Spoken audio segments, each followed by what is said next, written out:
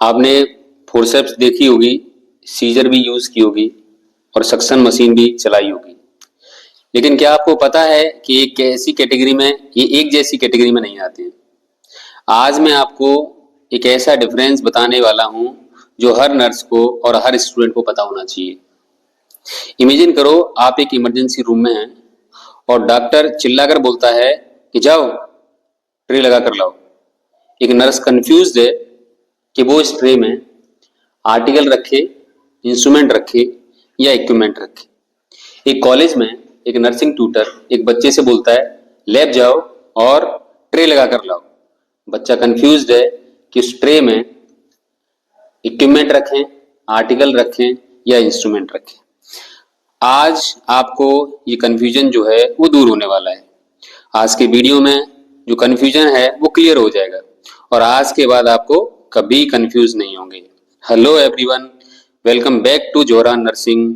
Let's start with instrument.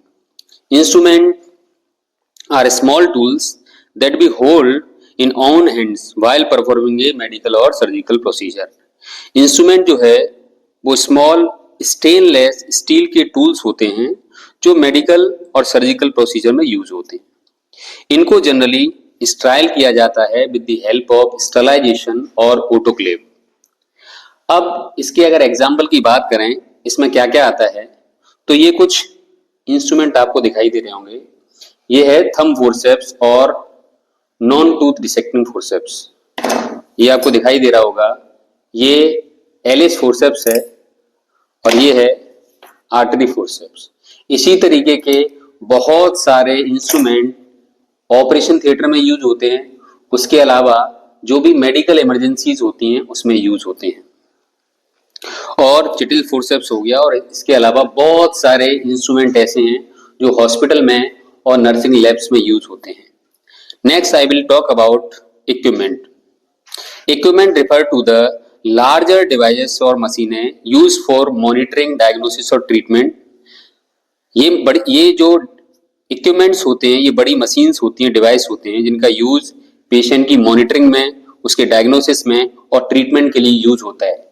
जैसा कि आप हॉस्पिटल में गए होंगे, आपका चेस्ट एक्सरे हुआ होगा, कभी आपने सीएम मशीन यूज की होगी, सीटी स्कैन हुई होगी, एमआरआई हुई होगी, कभी अगर कोई हॉस्पिटल में एडमिट हुआ है तो ऑक्सीजन सिलेंडर यूज किया होगा, सक्शन मशीन यूज हुई होगी, बीपी एपरेटस यूज हुआ होगा और हार्ट के लिए ईसीजी यूज की होगी, या आपको रेस्पिरेटरी प्रॉब्लम है तो नेबुलाइजेशन यूज किया होगा। और अगर आपको, और इसके अलावा सक्शन मशीन, ये सारी चीजें जो सेल से चलती हों, जो इलेक्ट्रिसिटी से चलती हों, वो सारी चीजें वो किस में आती हैं? वो सारी चीजें इक्विपमेंट के अंदर आती हैं। इसमें बड़े डिवाइसेस आते हैं, लाइक वेंटिलेटर हो गया, डिफिब्रिलेटर हो गया।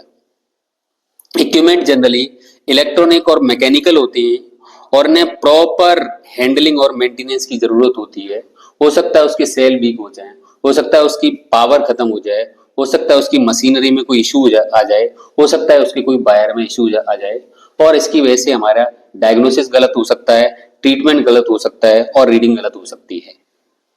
फाइनली अब बात करते हैं आर्टिकल्स की। Articles are supportive item used in general nursing care and patient care. Article वो सपोर्टिव आइटम्स होते हैं जो डेली पेशेंट केयर और नर्सिंग प्रोसीजर में यूज किए जाते हैं। जैसे उन आर्टिकल्स की बात करें तो उसमें किडनी ट्रे हो गया, बेडपान हो गया, मैकिंटोस हो गया, कॉटन बॉल्स हो गया, गॉज पीस हो गया, बैंडेज हो गया, यूरिनल्स हो गया और बहुत सारे आर्टिकल्स। बट आज के दौर में अगर आप हॉस्पिटल में जाएंगे या आप किसी लैब में वर्क करोगे तो हम इक्विपमेंट को, इंस्ट्रूमेंट को और आर्टिकल को सेपरेटली नहीं देख सकते हैं। इसको कंबाइंडली जब हम किसी प्रोसीजर के लिए या किसी डायग्नोसिस के लिए या किसी प्रोसीजर को करने के लिए जब ट्रे रेडी करते हैं तो बहुत ही वर्ड कॉमन है कि ना उसमें हम इक्विपमेंट बोलते हैं और ना ही उसमें हम इंस्ट्रूमेंट बोलते हैं। उसको कॉमनली हम ट्रे में बोलते हैं। फॉर एग्जाम्पल, अगर किसी को सर्जिकल ड्रेसिंग करनी है तो सर्जिकल ड्रेसिंग में इक्विपमेंट भी यूज होगा, उस सर्जिकल ड्रेसिंग में इक्विपमेंट भी यूज होगा, उस सर्जिकल ड्रेसिंग में आपका आर्टिकल भी यूज होगा। So keep in mind, instrument small tools for procedure like surgical और medical.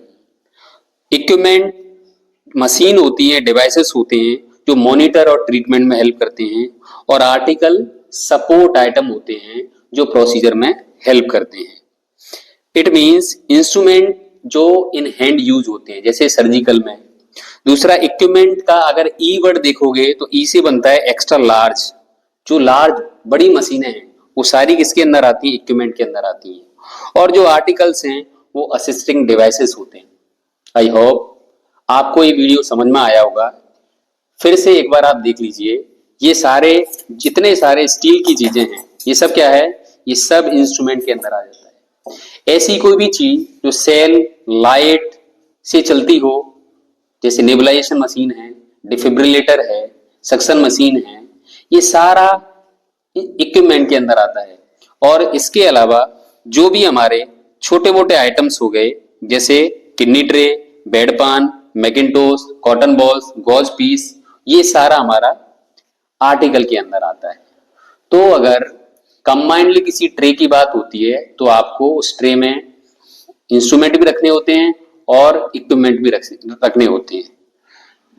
That's all for today video. अगर आपको ये एक्सप्लेनेशन हेल्पफुल लगा हो तो लाइक शेयर और सब्सक्राइब करना ना भूलें, और कमेंट में बताएं कि किस टॉपिक पर नेक्स्ट वीडियो चाहिए। Thank you for watching and see you in the next video.